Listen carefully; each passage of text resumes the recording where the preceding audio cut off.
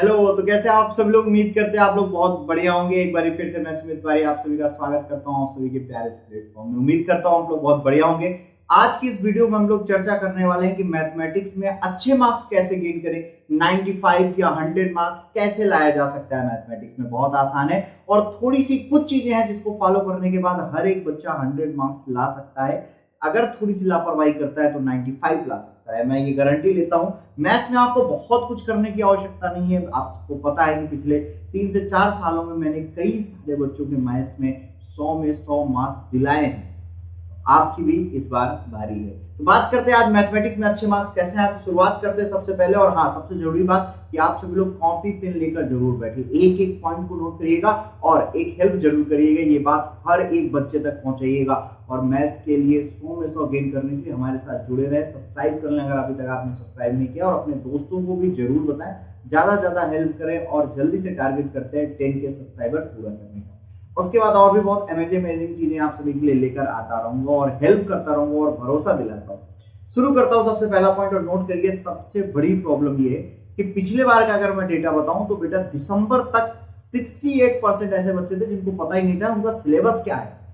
आप सोचो, मैथमेटिक्स में उन्हें पता ही नहीं था कि किस एक्सरसाइज में कितने क्वेश्चंस हैं या कितने चैप्टर में से कितनी एक्सरसाइजें हटाई गई हैं, कौन से टॉपिक है कौन से टॉपिक नहीं है। ये 68% बच्चों को पिछली बार दिसंबर तक नहीं पता था। लगभग डेटा है, हाँ 68% बच्चों की कहानी है। आप समझो सबसे बड़ी मिस्टेक, जब आपको पता ही नहीं है भाई किस चैप्टर से कितना पढ़ना है, तो आपके दिमाग की इमेज क्या बनेगी। सबसे पहले आप सभी लोग नोट करें कि हर एक बच्चे को ये पता होना चाहिए कि उसका सिलेबस कितना है। अगर पहला चैप्टर है रिलेशन एंड फंक्शन, संबंध और फलन, तो पता होना चाहिए कि उसमें से 1.3 और 1.4 एक्सरसाइज कट गई, और ये सबके साथ होना चाहिए। सबको पता होना चाहिए दूसरे चैप्टर में से उसके सारे फार्मूले कट गए, तीसरे चैप्टर में से 3.4 कट गया है, ऐसे आपके फिंगर्स में होना चाहिए। अगर कोई कहे भाई आपको ये बताओ मुझे कि 5वें चैप्टर से कौन सी एक्सरसाइज कटी, तुरंत टक से जवाब आना चाहिए 5.8 कट गई, बाकी सब पढ़ना। ऐसे आपके फिंगर्स में ये सारी चीजें होनी चाहिए, सबसे पहली बात। दूसरी सबसे बड़ी बात यह है बेटा कि आप दिसंबर जनवरी तक कंफ्यूज रहते हो, इवन की बहुत सारे बच्चे तो एग्जाम तक कंफ्यूज रहते हैं कौन सी किताब को फॉलो करें। बेटा मैंने आप सभी से बहुत क्लियरली कहा है कि सिर्फ एनसीईआरटी फॉलो करें। नगीना, सांप, बिच्छू, चमगादड़, जो भी टाइप की किताबें मार्केट में है, हाथ जोड़ के रिक्वेस्ट है बंद कर दो फॉलो करना। आगे इसके पीछे का रीजन बताना चाहूंगा। पिछले लास्ट 2-3 सालों से एनसीईआरटी के एग्जाम्पल से खूब क्वेश्चन पूछे गए, एनसीईआरटी एक्सरसाइज के खूब क्वेश्चन पूछे गए। और आप सभी से बताऊं सिर्फ एनसीईआरटी ही क्यों पढ़े सर, और भी किताबें पढ़ के प्रैक्टिस अच्छी कर सकते हैं? नहीं, यही तो मकर जाल है। मैं समझाता हूं। जब आप सिर्फ एनसीईआरटी फॉलो कर रहे होंगे तो दिसंबर तक आप सभी लोगों ने एनसीईआरटी का कम से कम 3 बार तो रिवीजन कर ही लेंगे, एनसीईआरटी विद उसके एग्जाम पर। जब आप एनसीईआरटी के साथ और भी किताबें लगा रहे होंगे तो आप उसी में उलझे रहेंगे, आपकी प्रैक्टिस ही नहीं हो पाएगी। जब तक आप किसी एक बुक को फॉलो नहीं कर रहे हो तब तक आप अपनी प्रैक्टिस अच्छी कर ही नहीं सकते। मैथमेटिक्स में प्रैक्टिस का बहुत बड़ा रोल है। प्रैक्टिस का रोल कहां कहां है? सबसे बड़ा रोल तो वहां पे प्रैक्टिस का आता है जब आप कहते हो सर आप क्वेश्चन बताते हो तो समझ में आता है, जब हम खुद अपने से करने चले जाते हैं तो नहीं समझ में आता, क्योंकि प्रैक्टिस नहीं है। जब आप प्रैक्टिस करना शुरू कर दोगे आपको वो सारे क्वेश्चन फिंगर्स में याद हो जाएंगे, फिंगर्स में। तो सबसे पहले आप अपनी लाइफ में नोट करें कि भाई प्रैक्टिस, और प्रैक्टिस कब हो पाएगी? जब आप केवल एक बुक फॉलो करेंगे। 1000 बुक के चक्कर में नहीं पड़ेंगे भैया स्कूल वाले टीचर दूसरी फॉलो करवा रहे, कोचिंग वाले दूसरी करवा रहे, ऑनलाइन वाले सुमित सर दूसरी फॉलो करवा रहे, घर पे भैया हैं दूसरी फॉलो करा रहे, पड़ोस में दीदी हैं वो दूसरी फॉलो करवा रहे, आधी जिंदगी दूसरी में चली गई तुम्हारी। तो ये बंद कर दो, आज सब कुछ एकदम क्लोज करके चुपचाप एनसीईआरटी लेकर बैठ जाओ। एनसीईआरटी, अब देखो एनसीईआरटी में क्या क्या पढ़ना है, कैसे पढ़ना है।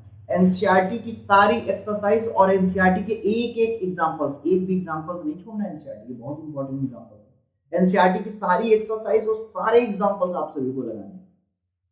और उसके बाद क्या सर इतने से 95 और 100 आ जाएगा? नहीं, लेकिन हाँ इतने से 85 तो आ जाएगा 100%। तो सर 95 और 100 की बात कर रहे थे, वो कहां गया बेटा? फिर बात करते हैं हम लास्ट 5 ईयर के पीवाईक्यू। लास्ट 5 ईयर के जो पीवाईक्यूज है, प्रीवियस ईयर क्वेश्चन है, फिर हम उस पर डिस्कस करेंगे। हम उनके क्वेश्चंस लगाएंगे एक एक करके, एक एक करके। हमारे पास पर्याप्त समय होगा और वो मैं लगवाऊंगा, आपकी हेल्प करूंगा। ये मैं जिंदा हूं अभी, को याद है ना? देख लेना वीडियोस के नीचे ऐसे बहुत से कमेंट्स होंगे जहां पर बच्चे बताते हैं कि सर 2 दिन हमने पढ़ा था और हमारे 85 मार्क्स आ गए, पूरे साल पढ़ते तो शायद 100 में 100 लेकर आते, और बच्चे लेकर आए हैं 100 में 100 जो पूरे साल पढ़े, तो उसकी चिंता नहीं करिएगा। आपकी सिर्फ जिम्मेदारी एनसीईआरटी मन लगा के पढ़ाई करो, उसके बाद 5 ईयर की पीवाईक्यूज और एक्स्ट्रा एडिशनल क्वेश्चन जो एनसीईआरटी एग्जाम्पलर से क्वेश्चन पूछे जाते हैं। अब आप कहोगे सर एग्जाम्पल नहीं, एक बुक आती है एनसीईआरटी एग्जाम्पलर जहां से 1-2 क्वेश्चन हर बार उठा के फेंक दिया जाता है, जब चेक किया जाता है कि भाई आप वास्तव में 100 में 100 पा सकते हो। 99 पाना आसान है, 100 में 100 पाना आसान नहीं है। तो उसके लिए मैं वो सारे क्वेश्चन जो बाहर से आएंगे वो मैं बताऊंगा, एक भी क्वेश्चन बाहर से नहीं आने दूंगा एग्जाम में, ये मेरी गारंटी। मैंने पहले भी आपसे वादा किया था, आज भी मैं वादा कर। अगले इंपॉर्टेंट टॉपिक पे आते हैं कि चलो ठीक है सर, मैं एक बुक फॉलो कर रहा हूँ, अच्छे मन लगा के प्रैक्टिस कर रहा हूँ, आपने जैसा जो कहा वो मैं फॉलो। इसके आगे सर क्या सर गारंटी है हम अच्छे मार्क्स पा देंगे? 100% गारंटी। आप अच्छे मार्क्स नहीं करोगे इतना करने के बाद, और मैथ्स में कुछ करने की जरूरत ही नहीं है, कोई नीड नहीं है। एक और गलती जो आप करते हो उसको खत्म करना है। सुबह स्कूल में पढ़ते हो, शाम में ट्यूशन पढ़ते हो, रात में ऑनलाइन पढ़ते हो, फिर सो जाते हो। भैया सेल्फ स्टडी कहाँ गई? प्रैक्टिस कहाँ गई तुम्हारी? सारा दिन क्लास ही लोगे, कभी ऑनलाइन टिकट लगे हुए हैं, कभी ऑफलाइन लगे हुए हैं, कभी इधर भागे जा रहे हैं, कभी उधर भागे जा रहे हैं, कभी भैया बुला ले रहे हैं उनसे पढ़ रहे हैं, कभी दीदी बुला ले रही है उनसे। तो तुम्हारी जिंदगी है, जब तक सेल्फ स्टडी नहीं करोगे कुछ नहीं कर पाओगे, कूट मंडूक बने रहोगे।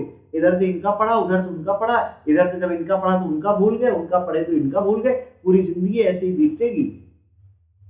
ये बंद करो, सेल्फ स्टडी के लिए वक्त दो, कम से कम खुद का सेल्फ स्टडी का टाइम होना चाहिए।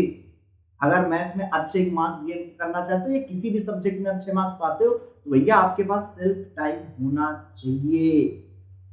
सबसे पहली बात ये कि खुद को समय देना शुरू करो, सेल्फ स्टडी शुरू करो, और ये तो चक्रव्यूह की तरह घूमते रहते हो इधर उधर नहीं, ये बता। अगली इंपॉर्टेंट बात तो मैं अगर आप सभी से चर्चा करूं, बेटा सोल्यूशन कभी मत देना। आप गाइड वाइड जो फॉलो कर लेते हो गूगल से, सोल्यूशन कभी मत देना। जो भी क्वेश्चंस नहीं आ रहे अपने क्वेश्चन अपने टीचर से पूछो, ऑनलाइन देखो सोल्यूशन में क्या बताया, कैसे बताया, टॉपिक वाइज सर्च कर लो, दिस टॉपिक वाइज सोल्यूशन मैं आपको दिख जाऊंगा, वहां से आप वो सारे क्वेश्चन ट्राई कर लो। एक एक क्वेश्चन कराए बेटा 5-5 10-10 बार एनसीईआरटी सॉल्व कराइए ऑनलाइन। सर अभी आप शुरू नहीं करें, शुरू करेंगे, अभी भी शुरू करेंगे, बहुत जल्दी शुरू करेंगे, लेकिन पहले कदर तो कर लो आप, हैं? इतनी सारी चीजें आपको मिल जाती हैं, आप लोग कदर नहीं करते। तो मुझे लगा थोड़ी देर कदर तो कर लो, बाकी उसकी चिंता मत करो, मैं 2 महीने में भी एनसीईआरटी 5 बार पढ़ा दूंगा, चिंता मत। अगली इंपॉर्टेंट बात पे अगर मैं आप सभी से चर्चा करूं तो बेटा सबसे अब वक्त नहीं है, लिख के चिपकाना। इस बार मैथ्स में 100 में 100 लेकर आएंगे और सब कुछ करेंगे। उसके बाद एनसीईआरटी उठाओ, ऐसे जय करो, और उसके एक एक क्वेश्चन को ऐसे खोल के पी जाओ। फ्रेंड सर्किल खत्म कर दो, मत रखो ऐसे दोस्त। इन सारे दोस्तों से कह दो भाई मैथ्स के एग्जाम के बाद हम मिलेंगे, हम आपके बहुत अच्छे दोस्त हैं, मैं उम्मीद करता हूँ कि आप मुझे समझोगे और हमारी दोस्ती इस बात पे नहीं टूटेगी कि मैं 6 महीने आपसे बात नहीं कर रहा हूँ। 6 महीने बाद हम खूब चिल करेंगे, मजे करेंगे साथ में। छोड़ दो दोस्तों, घर की टीवी को साइड कर दो, 6 महीने तो नहीं देखने वाले टीवी। एग्जाम हो जाएगा, उसके बाद दिन भर दिन रात टीवी देखेंगे। जब कभी भी मन करेगी चलो यार आज मूवी देख लेते, बहुत अच्छी, खुद को बताना समझाना, नहीं मूवी नहीं देखना। 6 महीने बाद खूब मन भर की मूवी देखेंगे जब हमारा एग्जाम हो जाएगा। आप सोचो यार, जुलाई चली गई, अगस्त शुरू हो गया, अगस्त सितंबर अक्टूबर खत्म, नवंबर दिसंबर से चीजें नहीं समझ में आती भाई। नवंबर दिसंबर से सिर्फ रिवीजन होता है, नया कुछ नहीं समझ में आता। टेंशन, प्रेशर, घबराहट, एंजाइटी सब होती है तुम्हें इन महीनों में, और प्रैक्टिकल की डेट अलग से आने लग जाती है। आजकल तो फरवरी में ही पेपर शुरू हो रहे हैं। बेटा फिर से कह रहा हूँ, मन लगा के पढ़ना, जितनी बातें अभी मैंने आपको बताई है एक एक फॉलो करना है, और जो दिक्कत हो रही है आपको कमेंट करो, अब भी कमेंट करो, उस पर वीडियो बनाऊंगा। क्वेश्चंस की प्रॉब्लम है तुरंत कमेंट करो, उसका रिप्लाई दूंगा, सोल्यूशन दूंगा, कैसे क्या पढ़े क्या नहीं पढ़े सब कुछ बताऊंगा। हमारे लिए रात 3 बजे वीडियो बना रहा हूँ, इसलिए कि अभी मैं ऐसे फोन चला रहा था, एक बच्चे का मेरे पे मैसेज आ गया कि सर कैसे पढ़ें, बहुत घबराहट हो रही, उलझन हो रही, खेल ना होने, मात्र इस बात की वजह से रात के 3 बजे वीडियो बना रहा हूँ। तो आप सभी से रिक्वेस्ट है कि बात को समझें, फोकस करें, पढ़ाई करें, मन लगा के पढ़ें प्यारे बच्चों। मैं हमेशा आपके साथ खड़ा हूँ मैथमेटिक्स के लिए, और उम्मीद करता हूँ इस वीडियो को आप पूरा प्यार दो, अपने दोस्तों तक पहुँचाओ, शेयर करो हर जगह, हर दोस्तों को लाइक करो और सब्सक्राइब करो, इस चैनल को भी अपना पूरा प्यार दो, पूरी हेल्प करो इस चैनल को ग्रो करने में, और मैं गारंटी लेता हूँ कि आप सभी को वो सब कुछ दूंगा जो हर बच्चों तक नहीं पहुंच पाता। I guarantee and love you all. I hope आप लोग बहुत अच्छे होंगे। Best wishes to all of you. पढ़ाई करते